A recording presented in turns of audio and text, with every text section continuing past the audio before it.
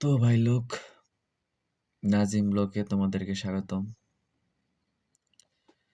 তো আজকে আমি একটা গল্প করতে চাই তোমাদের সাথে। আমার প্রতিদিনের হচ্ছে রুটিন কি। আমি সকালে তো সারাদিন তো চাকরি করি, রাতেরটা আগে আমি বলি। আমি প্রতিদিন পড়াশোনা করার জন্য আমি একটু করে রাতে বসি। সন্ধ্যার দিকে আমি বাসায় আসবো, আসার পরে একটু নাস্তা পানি কিছু করলাম, করার পরে শুলাম। সে থেকে ভাববো আজকে রাতে কি করবো। তো ভাবি একটু পড়ি। তো এই কথা ভাবতে ভাবতে আমার মাস পার হয়ে যাচ্ছে।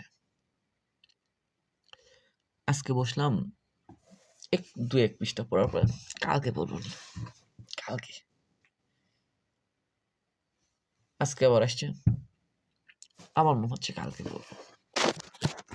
আমার প্রতিদিনের এখন রুটিন হয়ে গেছে, কালকে পড়বো। এইভাবে দিনকাল যাচ্ছে। তো তোমাদের কি অবস্থা? তোমাদের দিনকাল কেমন যাচ্ছে জানাও।